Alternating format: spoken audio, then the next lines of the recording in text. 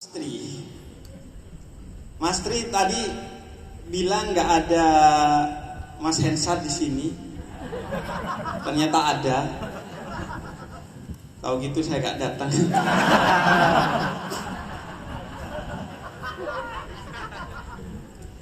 Mas Hensat ini memang harus dipanggil Mas, karena kalau dipanggil Bang tanpa hen apa lagi bahaya itu.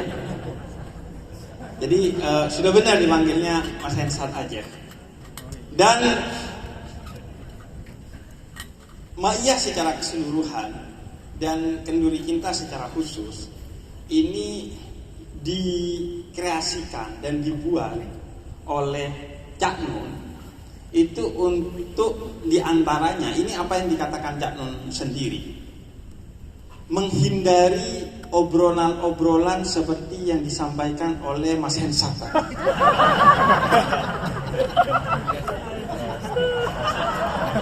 Saya jelaskan. Tenang.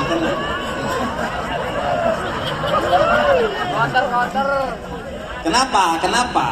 Jadi buat yang sudah lama di Ma'iyah tahu persis bahwa Cak Nun itu membuat Ma'iyah salah satunya untuk menghindari komunikasi yang tidak komunikatif. Seperti dua orang tunarungu yang berkomunikasi, yang satu pegang pancing, yang satu sedang duduk. Yang pegang pancing lewat, karena pegang pancing ditanya sama yang duduk, mau kemana Mas? Mau mancing ya? Dijawab oleh yang pegang pancing, oh enggak Mas, saya mau mancing. Dijawab lagi, oh saya kira mau mancing. Itu yang dihindari, komunikasi yang tidak komunikatif itu. Seperti obrolan kita di atas Gojek tuh, dengan driver Gojek itu kan biasanya gitu tuh. Mau kemana Mas? Udah 3 tahun. Dan di medsos sering terjadi seperti itu. Orang berdebat tentang demokrasi dengan definisi yang berbeda tentang apa itu demokrasi. Maka sampai Dajjal turun gak akan ketemu itu. Karena definisinya sudah berbeda. Karena itu komunikasi itu harus diawali dengan definisi. Makanya akademisi biasanya mengawali paper-papernya dalam jurnal-jurnalnya itu dengan definisi-definisi. Bahkan secara etimologi hingga terminologi. Agar ringnya benar. Jangan sampai Anda berdebat di ring, yang satu ring A, yang satu ring B, nggak ketemu itu. Kemudian biasanya ada Ustadz Nur Sofa sebagai wakil agama di panggung Ma'iyah. Tapi malam ini kayaknya tidak ada perwakilan agama ya, kecuali saya.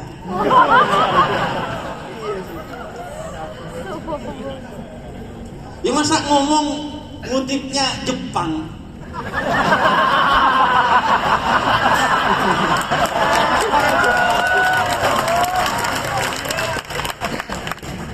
Ngomong itu ngutipnya Quran dan hadis.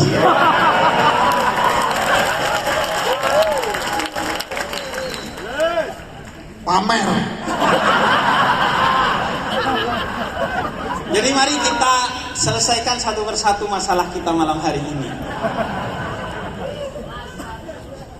Jadi pertama, yusabbihu lillahi ma fis samawati wa ma fil ardh.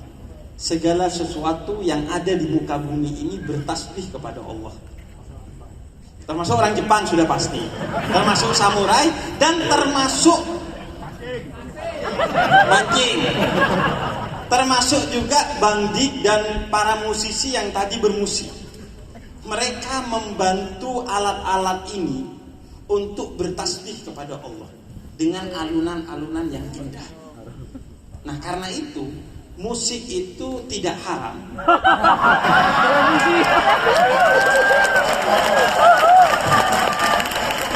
Kalau dia diajak untuk bertasbih kepada Allah, mengajak orang yang mendengarkannya menjadi kontemplasi. Oh, jadi ingat kepada Allah. Kalaupun tidak ingat kepada Allah, mengajak kita ingat kepada janda,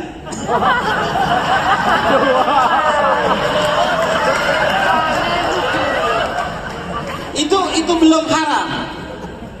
Karena musik yang tidak haram itu yang kontemplasi dan paling tidak standar terminimalnya yang rekreasi.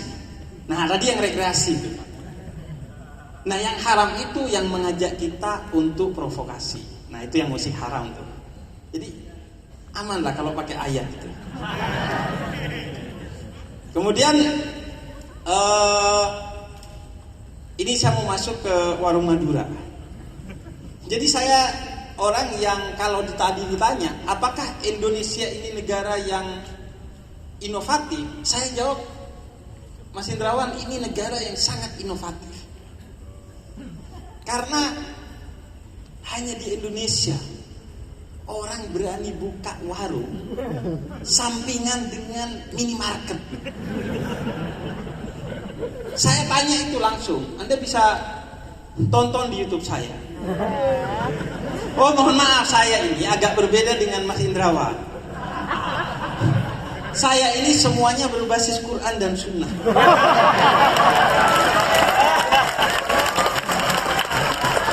Jadi gini, Nabi Ibrahim itu dulu oleh Allah ketika selesai membangun Ka'bah bersama Nabi Ismail, kemudian Allah memerintahkan Nabi Ibrahim untuk memanggil orang-orang agar berhaji ke Baitullah.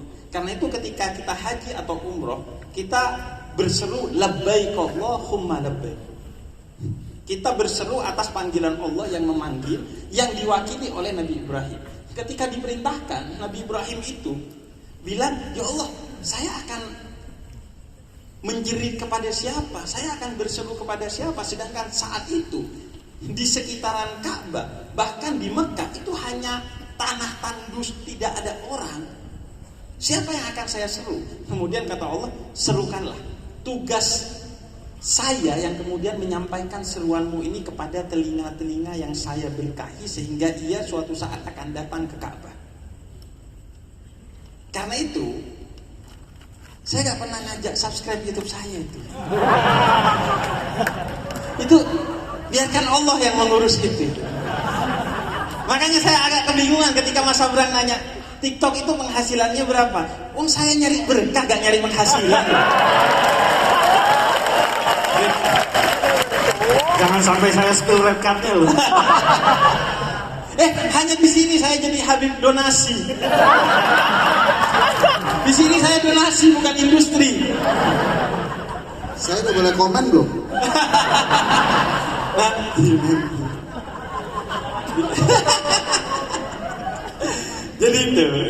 Jadi itu hanya orang Indonesia. Secara spesifik karena saya orang Madura swasta, hanya orang Madura. Orang Madura itu kurang apa? Berani jual kopi Starling di depan Starbucks. Iya. Itu kan juga secara keagamaan jelas itu dalilnya. Kalau Anda kan tingkatannya masih boikot.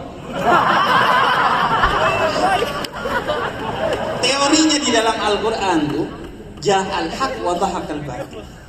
Ketika cahaya datang, kegelapan pergi. Jadi cara mengusir kegelapan itu bukan dengan memboikot, tapi utamanya dengan menerbitkan cahaya. Nggak usah diboikot, hilang sendiri itu. Nah, orang Madura langsung jualan itu di depannya. Rasa sama, harga beda. Jadi itu kan Mas Indrawan mau ngomong apa soal itu? Secara teori ekonomi dan bisnis itu apa? Susah itu. Mana ada orang berani jual bensin eceran di pintu keluar pom bensin? Itu hanya saudara-saudara saya sesama Tretan TV, sesama orang Madura. Anda jangan lihat hasilnya, tapi Anda lihat prosesnya. Kira-kira Anda berani nggak jual bensin eceran di pintu keluar pom bensin sebelum ada orang Madura? Anda mikir kebodohan macam apa ini? Tapi mereka melakukannya warung Madura. Dan mereka berdiri di depan, di tengah warung Daeng, warung-warungnya orang Sulawesi, warung Ucok, warung-warungnya orang Medan. Tapi yang populer warung Madura, mereka berdiri menghadapi orang-orang yang mau menghabisi mereka dengan tidak boleh buka 24 jam. Jadi warung Madura itu prinsipnya buka 24 jam, termasuk kiamat buka setengah hari. Ya karena kan kiamat itu salah satu tandanya matahari terbit dari barat. Berarti kan kemungkinan agak siang itu.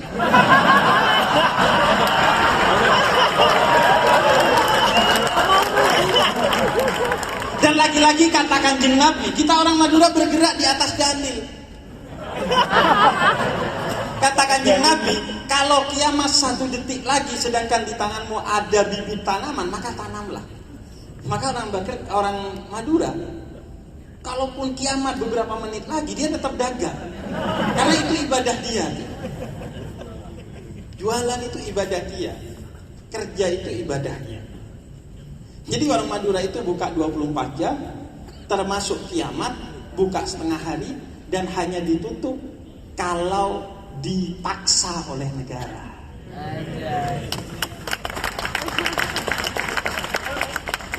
Tapi alhamdulillah sekarang tetap 24 jam warung Madura itu. Dan itu sungguh inovasi itu. Saya kira Sri Mulyani gak kepikiran soal itu. Pakar-pakar inovasi, pakar-pakar ekonomi bisnis gak kira kepikiran itu. Soal dagangannya orang Madura itu. Dan saya pernah di salah satu UIN di Indonesia itu dipanelkan dengan seorang doktor dari Amerika, orang Indonesia yang menjadi doktor di Amerika. Kemudian dia bercerita pagi-pagi, saya pembicara kedua. Kemudian dia bercerita tentang bagaimana Indonesia ini tidak akan mendapatkan bonus demografi karena anak mudanya itu secara ekonomi lemah dan secara intelektual lemah, sehingga juga kemungkinan dia merajut masa depan melalui pernikahan juga kecil. Setelah itu baru saya ngomong, kata saya itu teori dari Amerika, tidak berlaku di Indonesia. Di Indonesia kita gak punya duit buat rokok besok, hari ini berani nikah dia. Orang Madura saya tanya langsung di YouTube saya, kenapa berani buka warung kelontong di tengah gempuran minimarket di mana-mana? Bahkan minimarket itu ada yang 2 brand berbeda, dia berdampingan satu tembok loh. Satu tembok. Dan kita perlu belajar dari dia. Kita beda pendapat aja kok bisa digontok-gontokkan. Dia yang beda pendapatan aja berdampingan.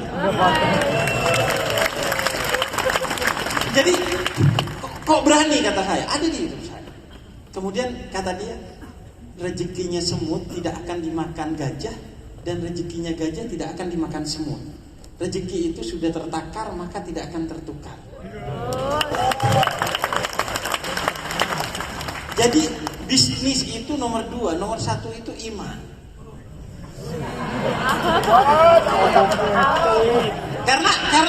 Karena begitu, karena rezeki itu bukan karena usaha kita utamanya, karena rahmat, kasih sayang dari Tuhan yang Maha Kuasa. Jadi santai aja itu orang Madura itu, mau apapun yang terjadi, yang penting warung kelontong 24 jam. Nah, soal tadi juga soal kreativitas di TikTok misalnya. Jadi kreativitas itu kan teorinya kalau dalam Islam, laqad khalaqnal insana fi ahsani taqwim.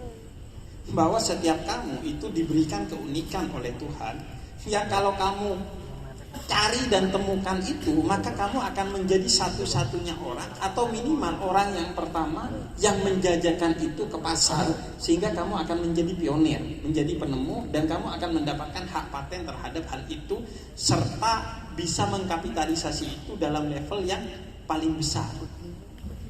Masalahnya kan teori kreativitas itu seringkali rumusnya ATM, iya kan? Ada amati, tiru, dan modifikasi. Bukan melihat ke dalam tapi mencari keluar. Akhirnya semua menjadi yang nomor 2, tidak pernah menjadi yang pertama. Padahal Tuhan katakan dalam Al-Quran, kamu itu saya ciptakan dengan keunikannya. Gak ada yang sama itu. Semua orang gak ada yang sama. Bahkan kamu bisa menemukan keunikan itu dalam kekurangan yang kamu anggap sebagai kecacatanmu. Misalnya saya punya teman, namanya itu David Sumbing. Dia itu kenapa disebut David Sumbing gak usah saya jelaskan. Karena memang the real Sumbing.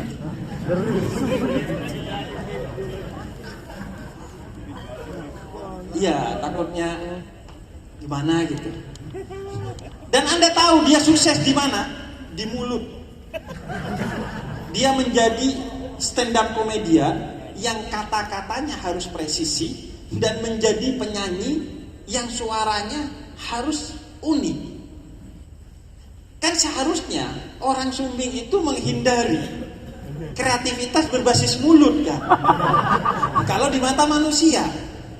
Tapi karena dia yakin bahwa kekurangan itu hanyalah rumus manusia, bukan rumus Tuhan, maka dia temukan kelebihan dalam kekurangan di mata manusia itu. Dia jadi penyanyi dan jadi stand up comedian yang sukses. Karena itu mari kita mencari ke dalam diri kita sebenarnya. Apa yang Tuhan titipkan sebagai gift untuk kita, sehingga kita bisa kreasikan itu menjadi inovasi yang berarti. Nah,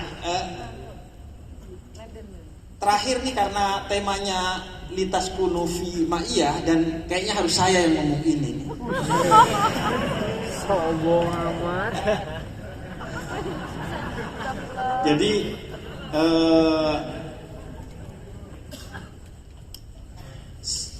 tas kuno itu artinya sakinah. Bahasa kita menyebutnya sakinah. Biasanya digandeng sakinah, mawaddah, warahmah. Pertama salah kalau bilang warahmah, karena sebenarnya wanya itu kan hanya dan arti sakinah, mawaddah, rahmah. Kemudian Cak Nun bilang, dan saya setuju, bahwa tujuan dari perkumpulan yang paling kecil adalah perkumpulan dua orang yang beda gender, yang kemudian disebut keluarga melalui pernikahan. Itu tujuannya adalah sakinah. Mawaddah dan rahmah itu perangkat menuju sakinah. Jadi bukan semoga sakinah, mawaddah, warahmah. Enggak. Semoga sakinah dengan mawaddah dan rahmah. Itu titipan dari Cak Nun. Di beberapa ma'iyah disampaikan oleh Cak Nun. Sakinah itu artinya damai. Kata dasarnya sakana. Sakana itu rumah, tempat bermukim. Maka kamu dengan pasanganmu, kamu dengan anakmu, kamu dengan komunitasmu, kamu dengan seluruh umat manusia, jadilah rumah bagi mereka. Mungkin tidak solutif, tapi pasti kontemplatif. Mungkin kamu tidak menyelesaikan masalahnya, tapi pelukanmu membuat dia damai. Jadi ketika kamu punya masalah di luar, kamu pulang ke istrimu atau ke suamimu atau ke temanmu, mungkin cengengesannya dia tidak menyelesaikan masalah, tapi paling tidak membuat kamu damai di tengah himpitan masalah yang begitu besar. Seperti rumah yang mungkin tidak akan pernah menghentikan hujan dan panasnya matahari, tapi membuat kamu damai meskipun sedang hujan dan sedang panas dalam teriknya matahari. Rumah itu kan nggak menghentikan hujan, tetap hujan, tapi kamu dinaungi oleh rumah itu. Dia tidak solutif mungkin, tapi paling tidak kontemplatif, membuat kamu damai. Dan damai itu titik awal untuk solusi. Makanya banyak penemuan-penemuan, misalnya Archimedes itu kan awalnya setelah mumet, kemudian di bawah di bawah pohon yang Newton, makanya udah agama, Newton ya ayat itu juga aja, kan ayat.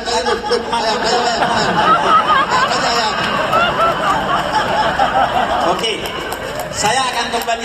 Yang itu saya aja tuh. Oke.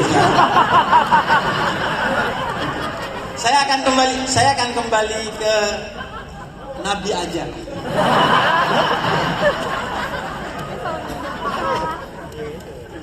Nanti biar Sabrang lah yang melanjutkan hal ini. Intinya, kita butuh kontemplasi untuk melakukan lompatan-lompatan itu. Karena itu Nabi Muhammad melakukannya di Gua Hira. Tradisi Hindu punya yang namanya nyepi. Selalu ada yang seperti itu. Bahkan Bunda Teresa itu katakan Tuhan bersemayam dalam sepi. Jadi kita butuh ketenangan-ketenangan batin untuk kemudian mencari solusi atas segala kehidupan-kehidupan yang penuh dengan masalah. Karena itu sakinah itu mungkin tidak solusi, tapi paling tidak kontemplasi. Membuat kita tenang dan akhirnya bisa berpikir dengan jernih sehingga kemudian mengurai semuanya menjadi baik-baik saja. Nah, sakinah itu didapatkan dengan mawaddah dan rahmah. Mawaddah itu artinya cinta plus, rahmah itu maknanya cinta minus. Mawaddah itu cinta yang tumbuh karena ada plus ini dan itunya. Saya cinta kamu karena kamu cantik. Saya cinta kamu karena kamu kaya. Saya cinta kamu karena kamu keturunan orang baik. Dan itu sah-sah saja dalam agama. Kamu menikahi karena maluha, karena hartanya, jamaluha karena fisiknya, nasabuha karena genetik atau garis keturunannya, atau yang terpenting dinuha karena kebaikan agamanya. Itu mawaddah. Nah, setelah kamu menikah 10-20 tahun, mungkin hartanya sudah hilang karena bangkrut. Kecantikan dan ketampanannya hilang. Kebanggaan terhadap nasabnya mungkin hilang. Semuanya hilang. Yang tersisa adalah rahmah. Rahmah itu cinta minus. Cinta yang tumbuh karena sudah tidak ada apa yang selama ini membuat kita cinta. Yang tersisa adalah kasih. Rahmah itu kasih. Karena itu salah satu sifat Allah itu Rahman, yang kemudian melahirkan Rahman dan Rahim. Kasih, walaupun dia tidak nyembah Tuhan, Tuhan tetap kasih kepada dia. Orang kita menyebutnya kasihan. Jadi udah gak cantik, tapi kenapa pernikahannya dipertahankan? Kasihan. Dia sudah gak kaya, kenapa dipertahankan? Kasihan. Artinya ada aspek kasih. Yang kasih ini membuat cinta itu bertahan. Sehingga kemudian ada seorang kakek tua bersama nenek yang sudah puluhan hingga lebih dari 50 tahun menikah. Kemudian duduk bersama cucunya, dia tiba-tiba pingin kopi itu. Kemudian dia bilang, saya pengen kopi. Kemudian kata cucunya, biar saya yang buat. Oh enggak, saya minta nenekmu yang buatkan. Karena kopi terbaik adalah kopi buatan neneknya, yaitu kekasih si kakek ini. Pergilah kemudian nenek ini diantar oleh cucunya ke dapur. Ketika dia bikin kopi, dia mau ambil gula, dia salah ke garam tuh. Kemudian dia aduk, kemudian dia bawa ke dan ketika dia bawa ke kakeknya, diminum oleh kakeknya. Kakeknya lalu bilang, kopi buatan nenekmu tidak pernah berubah dari dulu. Maksudnya selalu asam gitu. Enggak, selalu enak. Karena apa? Karena lidahnya itu telah dikuasai oleh tadi rasa kasih, rahmat yang datang dari Allah utamanya. Nabi katakan tuh rahmat itu ada pada Allah 100, kemudian Allah turunkan 1 untuk seluruh ibu di muka bumi ini, sehingga seluruh ibu itu memberikan kasihnya kepada anaknya apapun keadaan anak itu. Tapi ada ibu yang tidak kasih kepada anaknya. Setiap ibu pasti melewati 3 kasih terbesar, kata Nabi Muhammad, yang menyebabkan Nabi Muhammad berkata ibumu, ibumu, dan ibumu.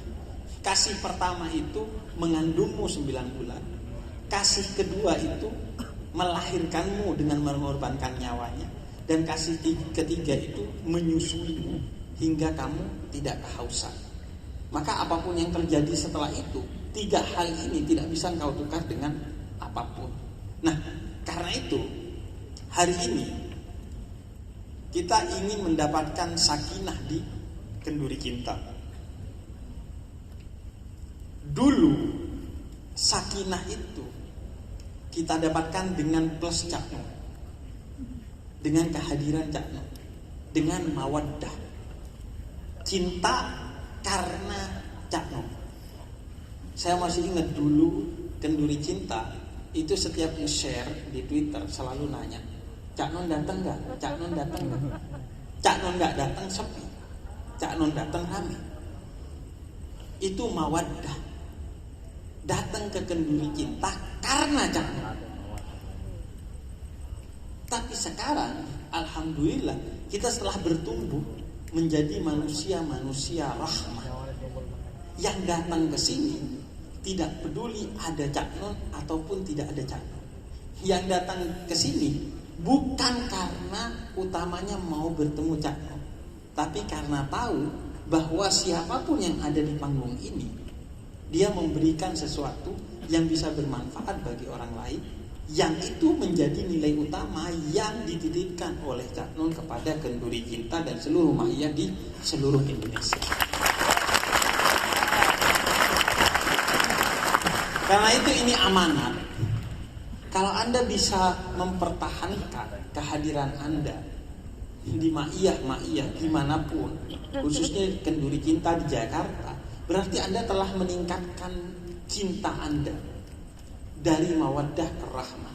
Bukan lagi kesini karena Cak Nun, bukan lagi nanya Cak Nun ada atau enggak, tapi kesini karena memang Anda telah mencintai ma'iyah, karena Anda telah mencintai kenduri cinta.